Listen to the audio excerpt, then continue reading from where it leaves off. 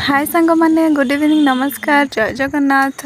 आज हूँ गुरुवार मु सकाल सकाल उठिक बनईदेली चा पकोड़ी जदि किए किए खाइब जल्दी जल्दी आस दौड़ी। तापर मु लंच रे बनई भात डाली कलरा आलू भजा। आम खाई सारिक शो पड़लु तापर आम बाहरलु साई मंदिर को। एक्चुअली आम मार्केट जीवार थिला दीदी को किसी जिनस किणार अच्छी आम भावलु नाई फास्ट मंदिर जीवु तापर आसले आम जिनस किणबू। आम ए पहुँची गलु मंदिर रे तापर जाके आम दर्शन कलु से बसिलु टिके कहीं मंदिर गले टिके न बसिले भल लगे।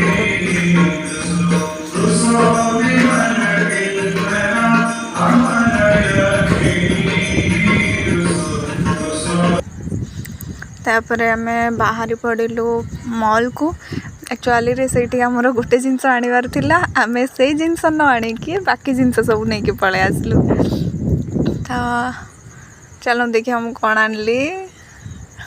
एक्चुअली रे आमर बैग आनिबार थिला आमको मिलानी भल बैग मिलानी तो आम जहाँ सब न आनिबा जिनस से सब नहीं पलि आसलु। ए क्लिपटा मोर बहुत पसंद पूरा मुझे देखिकी से अटकी गली आटा नहीं भी आसली।